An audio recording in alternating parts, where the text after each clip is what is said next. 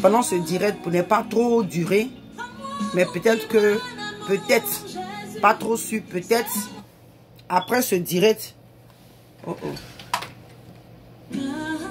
Après ce direct, peut-être que je vais me reconnecter par rapport à cette dame. Parce que tout ce que je veux dire, puis on va passer à notre message, est que la parole de Dieu nous dit que malheur à toi, toi qui appelles ce qui est bon, mauvais. Ce qui est bon là, tu appelles ça mauvais. Et ce qui est mauvais, tu appelles ça bon. Tu rendras compte à Dieu.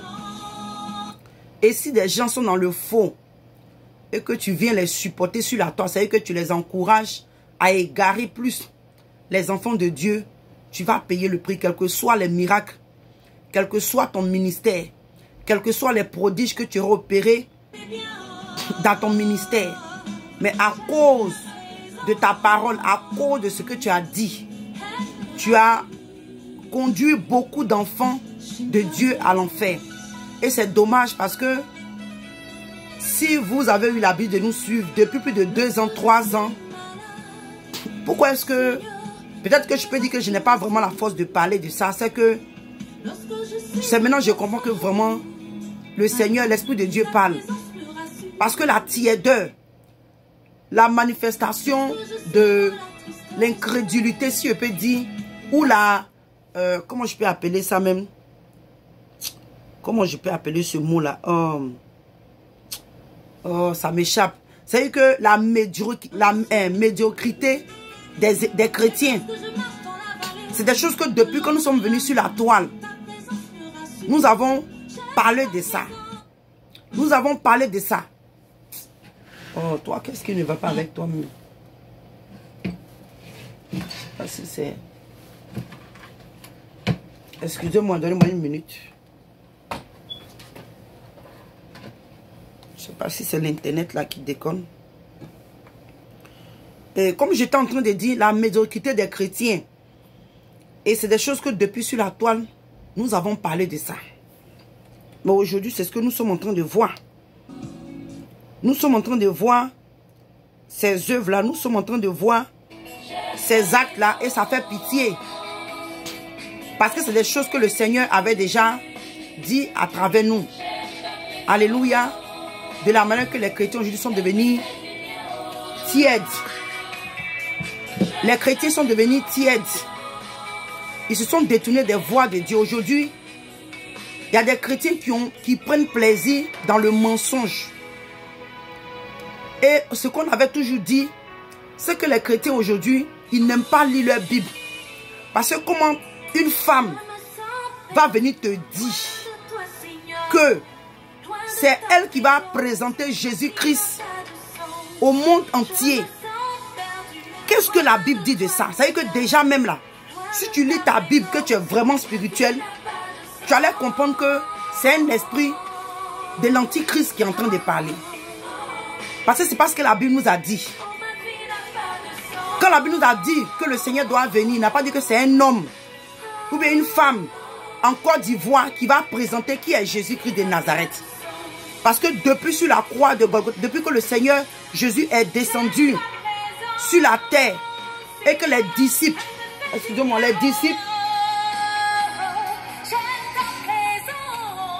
disciples ont annoncé l'évangile, chacun d'une manière ou d'une autre, nous avons eu cette relation personnelle avec le Seigneur.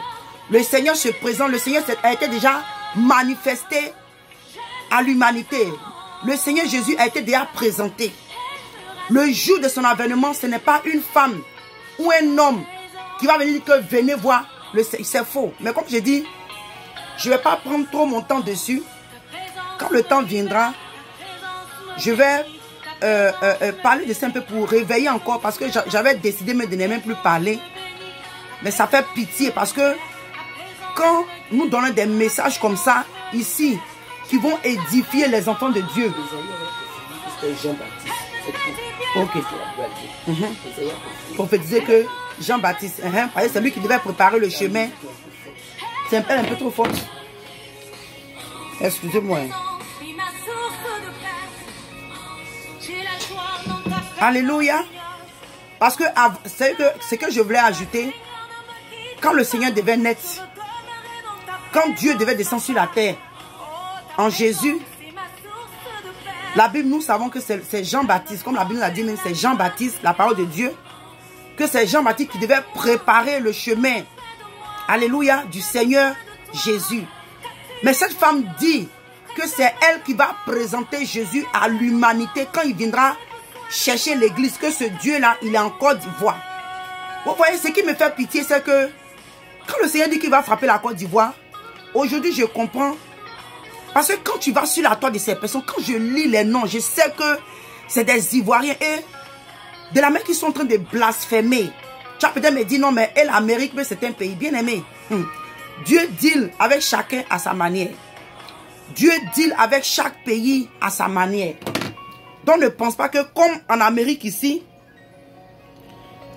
pour toi, ils ont plus péché que la Côte d'Ivoire. Donc tu trouves que ce n'est pas normal. Détrompe-toi. Détrompe-toi. Parce que chacun aura sa part. Dieu va servir chacun. Vous voyez. Donc comme je dis les sœurs, pour ne pas perdre même le temps, quand le Seigneur me permettra, je vais adresser ce problème-là. Parce que, pourquoi même ça m'a un peu révolté, il y a un homme, il s'est dit pasteur, serviteur de Dieu, qui était supposé rempli du Saint-Esprit, qui était supposé avoir le discernement. Il s'est levé pour soutenir, parce que, pourquoi je dis qu'il soutient ce que cette soeur a dit? Parce que, il s'est levé contre le pasteur, le prophète Élie. Que pourquoi le prophète Élie a parlé mal de cette femme. Et que le prophète Élie n'a pas vu un soi-disant homme en Côte d'Ivoire qui dit que lui il est Jésus. Donc, le fait que l'homme de Dieu est venu dévoiler, exposer cette sœur qui est dans le faux, lui qui est supposé avoir le discernement, s'est levé pour insulter l'homme de Dieu comme un déchet. Mais ça me fait pitié parce que tous ces hommes-là, ce sont eux, quand ils font leur direct, ils ont des milliers de personnes sur leur page. Mais ça fait pitié. Parce que nettoiement, le Seigneur m'a dit, ce n'est pas on dit, le Seigneur m'a dit. Il dit, un peuple qui tombe dans la... Un peuple qui est désobéissant tombe dans le génocide. En ce moment, ce que vous voyez en Côte d'Ivoire, c'est un semblant de paix et de calme. Continuons à prier. Et surtout, si toi, tu as eu l'habitude de prier pour la Côte d'Ivoire, je te demande pardon. Prie pour la repentance sincère des chrétiens en Côte d'Ivoire. La repentance est que Dieu donne un cœur nouveau, selon le livre d'Ézéchiel 36, 25 à 27. Priez pour la repentance sincère pour l'Église.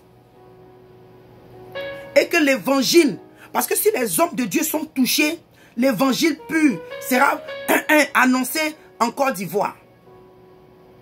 Alléluia. Donc comme je dis, c'est là que je vais m'arrêter. Et puis on va continuer ce qu'on avait commencé hier.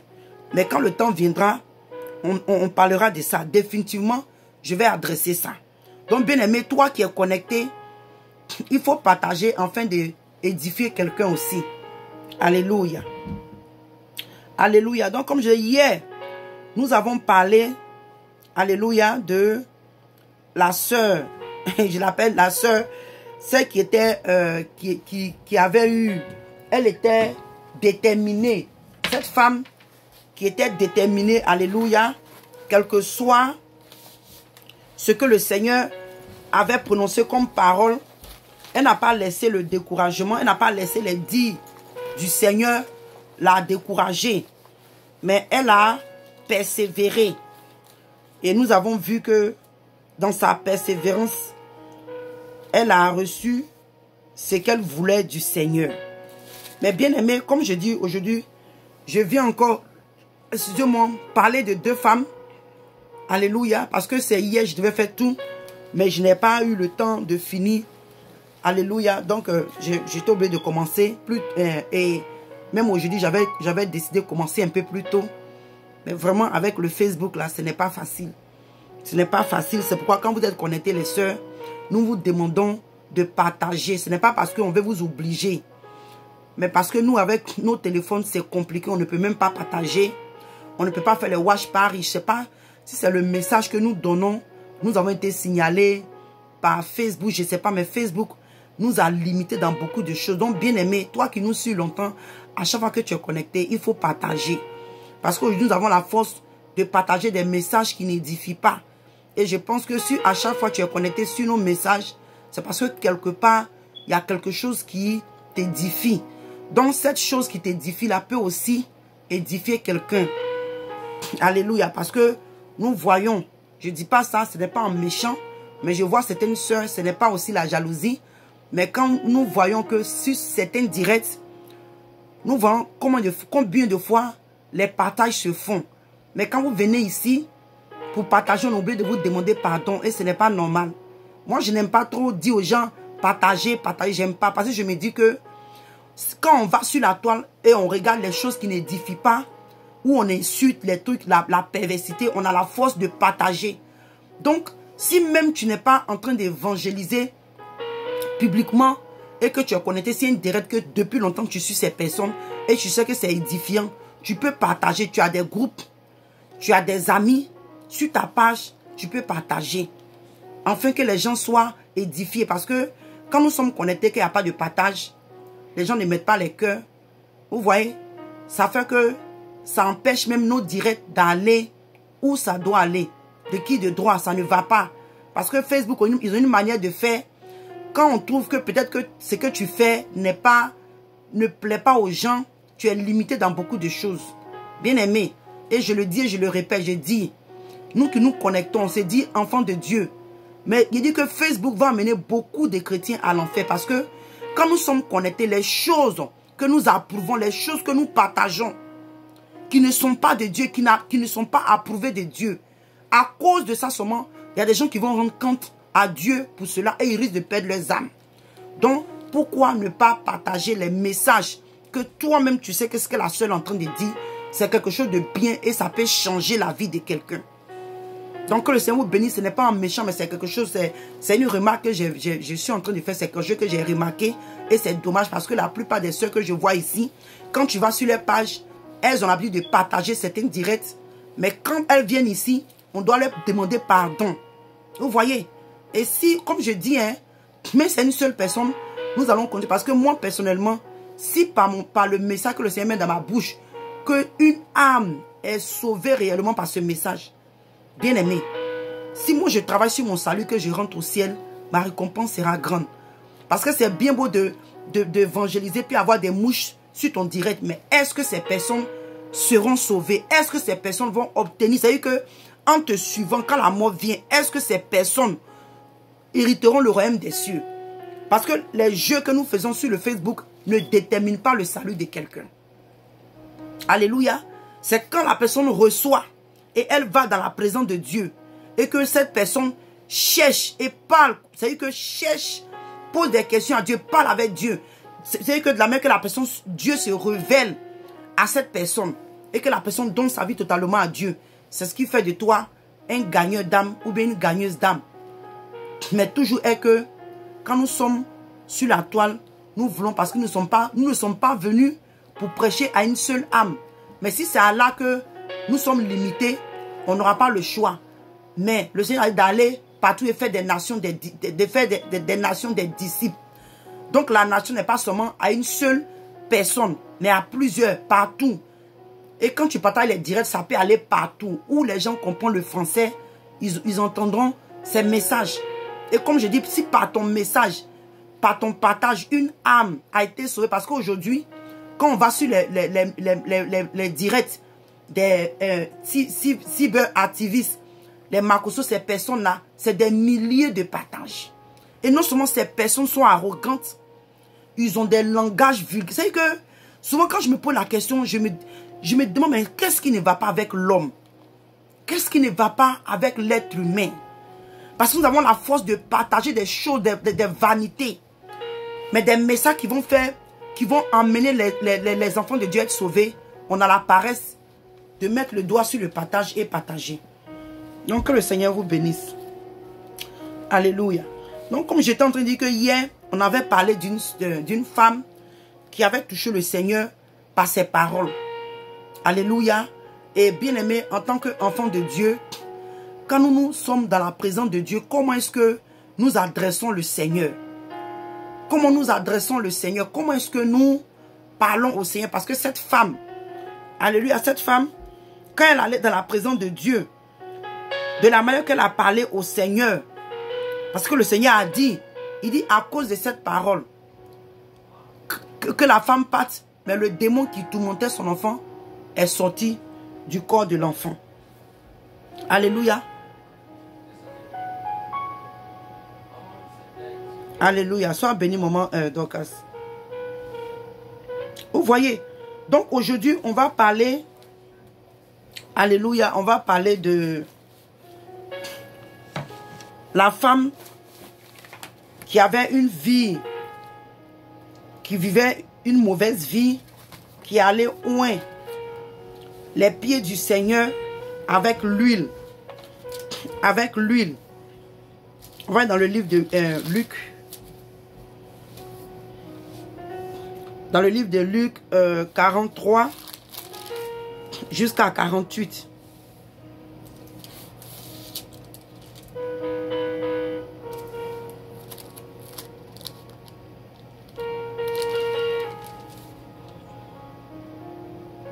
Non, pardonnez. Luc 7, excusez-moi, Luc 7. Luc 7, de 37 à 50. 37 à 50. Alléluia. Et je lis la parole de Dieu. Il dit, et voici une femme pécheresse qui se trouvait dans la ville, ayant su qu'il était à table dans la maison du pharisien, apporta un vase d'albâtre plein de parfums et se tint derrière aux pieds de Jésus. Elle pleurait et bientôt elle lui mouilla les pieds de ses larmes, puis les essuya avec ses cheveux et baisa, ses cheveux les baisa et oignit de parfum. Le pharisien qui l'avait invité, alléluia, voyant cela, dit en lui-même, si cet homme était prophète, il connaîtrait qui et de quelle espèce est la femme qui le touche. Il connaîtrait que c'est une pécheresse. Jésus prit la parole et lui dit, Simon, j'ai quelque chose à te dire. Maître, parle, répondit-il. Alléluia. Mais on va d'abord s'arrêter ici. Et ce que je voulais dire, bien aimé, alléluia, le livre de Luc 7 nous parle d'une femme pécheresse. Alléluia, qui allait dans la présence de Dieu. Mais quand j'étais en train de méditer un peu dessus, je sais que beaucoup de chrétiens nous posons cette question parce que je me suis demandé, mais cette femme-là, qu'est-ce qui l'a emmené? Alléluia. Qu'est-ce qui l'a emmené à aller chercher le Seigneur? Parce que on lui dit que c'est une femme pécheresse. Peut-être qu'elle était dans ses business. Il y a quelque chose qui a dû se passer. Bien aimé.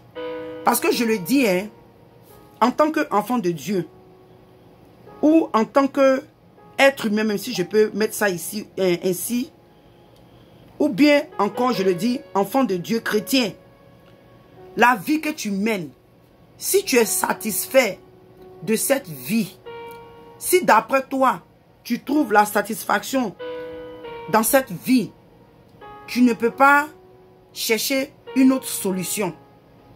Alléluia. Tu ne peux pas chercher une autre solution. Parce que, par exemple, si tu es une prostituée, ta vie de prostituée, alléluia, ta vie de prostituée, mais tu es à l'aise. Tu te dis que tu n'as pas de problème. Tout ce que tu veux, comment je peux dire ça? Tu achètes. Moi, je me rappelle, quand j'étais pas encore totalement revenu au Seigneur, quand même je me disais même que j'étais chrétienne, mais il y a des choses que je faisais. Alléluia. Il y a des choses que je faisais et le boulot que j'avais l'argent. Donc, tout ce que je voulais là, je pouvais me l'acheter. Je n'avais pas de problème parce que j'avais un salon de tresse. Et les sœurs, les femmes qui connaissent les tresses aux États-Unis ici, elles savent de quoi je parle. Vous voyez? Donc, je n'avais pas de problème. Mais bien aimé, le Seigneur a permis une situation dans ma vie. Le Seigneur a permis une situation dans ma vie. Et c'est cette situation-là qui m'a emmené à chercher le Seigneur. Parce que la Bible nous dit que si même on peut peut-être... on ne sait pas. On ne sait pas, comme je dis, mais sans doute, il y a quelque chose que cette femme-là a expérimenté. Peut-être que sa vie de prostitution, elle était fatiguée. Alléluia. Sa vie de prostitution, elle était fatiguée. Les hommes l'abusaient. C'est vrai. Elle avait peut-être, parce que, on peut dire, parce que, vous voyez, hier j'ai vraiment fait des recherches. La sœur Ange est en train de rire de moi, mais souvent, c'est bon de faire ce genre de recherches pour toi-même t'instruire et pour te faire comprendre que Dieu, la parole de Dieu qui est écrite là, ce n'est pas de la plaisanterie. Parce qu'il y a des gens qui ont fait des sacrifices énormes. Non seulement c'est que commencer à Dieu en prenant un corps humain en Jésus venir mourir pour nous. Mais après lui, ces personnes, ces serviteurs, les gens qui ont suivi le Seigneur ont fait des sacrifices énormes. Donc pourquoi nous, on pense qu'à notre temps, tout ce que nous demandons à Dieu doit, c'est-à-dire que quand on claque comme ça les doigts, ça doit tomber, bien aimé. Non, c'est pas comme ça. Si peut-être qu'on t'avait enseigné que le Jésus qu'on t'avait présenté, c'est un Jésus bonbon glacé, tu viens juste au tic au tac. Parce que Dieu, quand tu viens à lui, surtout quand tu viens, tu es chrétien dans les débuts là. Souvent même, c'est que quand tu demandes à Dieu, il te donne comme ça. Moi, j'ai expérimenté ça. Il te donne comme ça. Mais arrivé un moment, il doit te former. Tu vas demander. Ce n'est pas parce que tu es dans le péché. Mais le Seigneur. Et ça, c'est obligatoire. Parce que être disciple, que ce soit le disciple du Seigneur ou bien tu es disciple de quelqu'un, tu es en bas de quelqu'un.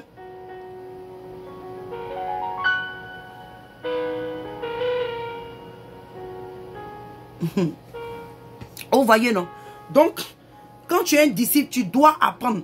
Être disciple, c'est quelque part être discipliné. Quand tu es un disciple, c'est la discipline. C'est qu'il y a une autre manière de vivre. Alléluia. Que tu apprends. Que tu apprends. La vie que tu avais, la vie, c'est-à-dire que le confort que tu as, tu dois sortir de ce confort-là pour apprendre. Et les disciples, on a vu avec les disciples du Seigneur, Pierre était un pécheur. C'était un pécheur. Et avec qui encore, Jean, l'autre Jean et puis son frère, André, si je ne me trompe pas, qui faisaient le même boulot. Mais ces personnes, quand ils sont venus au Seigneur, ils ont laissé leur vie. On a vu Matthieu, ce qu'il était. Même le grand, c'est vrai qu'il n'était pas parmi les 12 disciples du Seigneur, mais on a vu Paul. Quand Paul a donné sa vie au Seigneur, Paul a changé. Donc je veux dire que quand tu viens comme ça, ta vie doit changer. Donc pourquoi je rentre un peu dans ces détails, c'est pour dire que bien aimé, si cette femme a entendu parler de Jésus, non seulement, parce que la Bible nous dit quoi? Que la foi là vient de ce que on entend.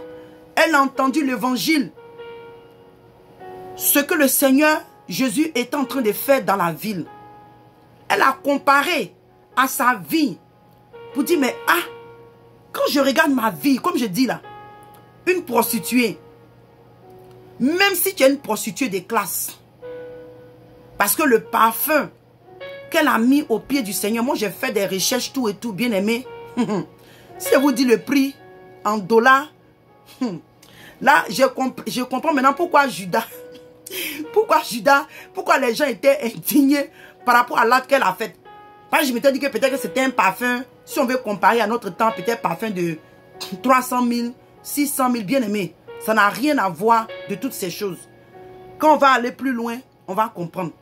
Donc, bien aimé, je viens parler à quelqu'un ce matin par la grâce de Dieu. Le Seigneur, il ne faut pas qu'il dise que moi.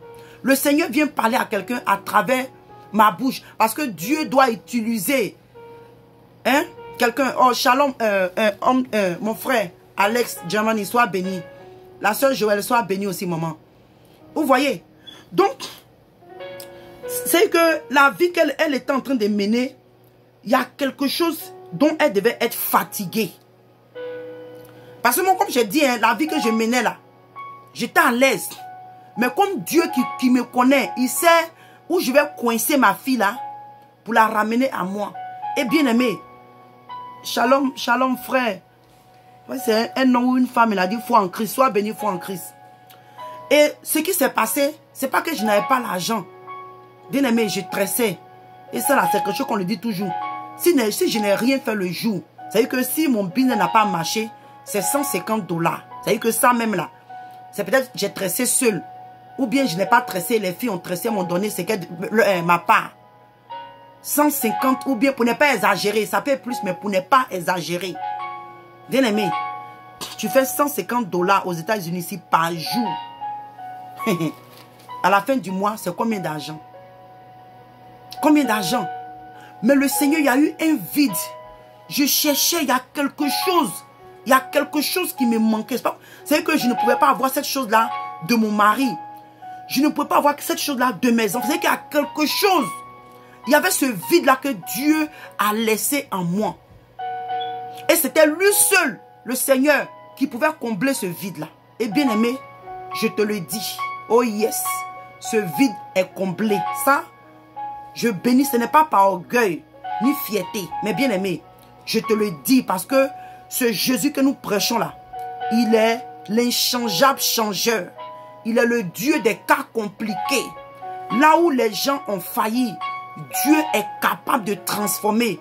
Aujourd'hui, les gens pensent que c'est les millions qui vont te rendre heureux. Bien aimé, je n'ai rien, je n'ai pas d'argent, je ne suis pas riche. Mais quand j'avais les moyens, la joie que je n'avais pas eue, c'est ce que j'ai eu aujourd'hui dans le Seigneur. Même quand les poches sont vides. Ah, bien aimé, moi, quand la Bible te dit que Dieu, il est celui qui pourvoit, moi, bien aimé, tu me regardes comme ça là. Cette parole-là s'applique dans ma vie. Cette parole-là, elle s'est appliquée dans ma vie et elle continue de s'appliquer dans ma vie. Je ne sais pas ce que j'ai fait pour mériter cela. Vous voyez, avec tous les biens que j'avais là, l'argent, je n'étais pas heureuse tout le temps. Souvent même là, il y a 305, je disais ça à une de mes soeurs en Christ. Souvent même là, 300, 400 $ dans ta poche. Juste argent de poche. Et puis quand c'est comme ça là, tu vas aller choper.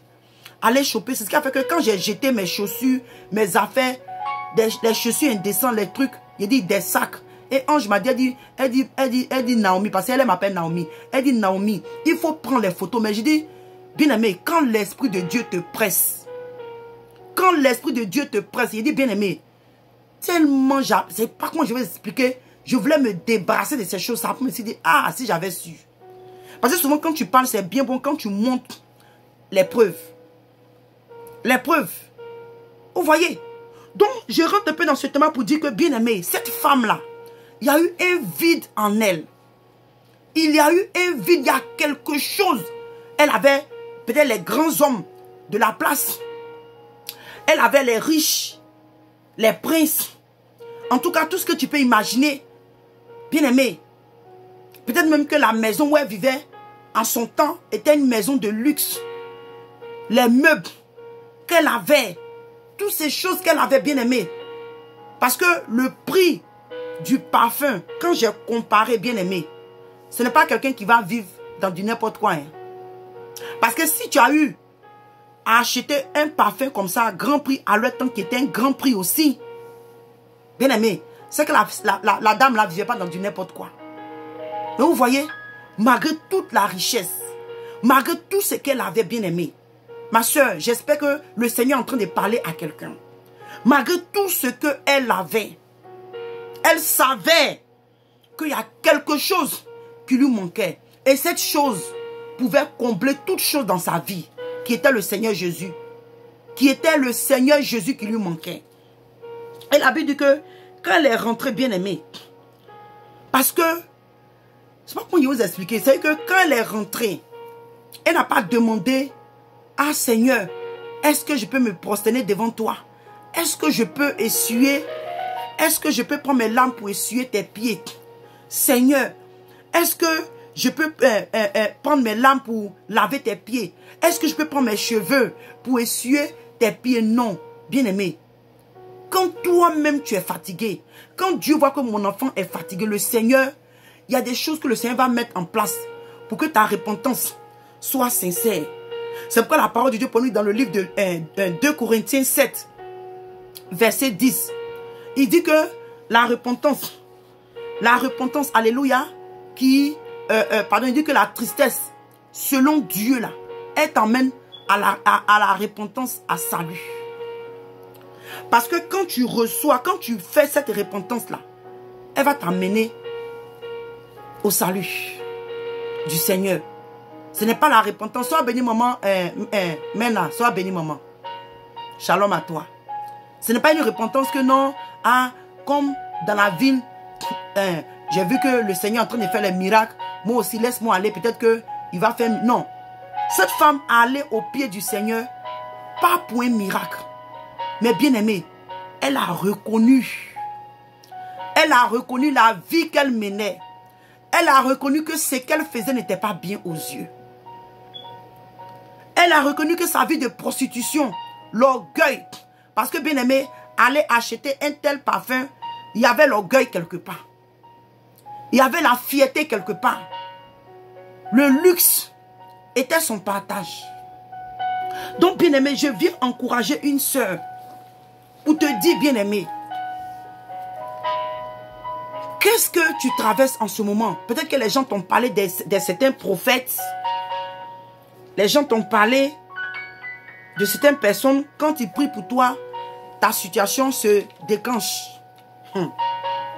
Bien aimé, quand cette femme est allée au pied du Seigneur et que Jésus a transformé sa vie, on n'a plus entendu qu'elle est retombée dans la vie de prostitution. Et bien aimé, c'est ce que toi et moi nous devons rechercher. Une transformation. Quand tu rentres dans cette transformation, ma soeur, on n'a plus besoin de trop prêcher dans tes oreilles. Alléluia. On n'a plus besoin de trop prêcher dans tes oreilles. Vous voyez?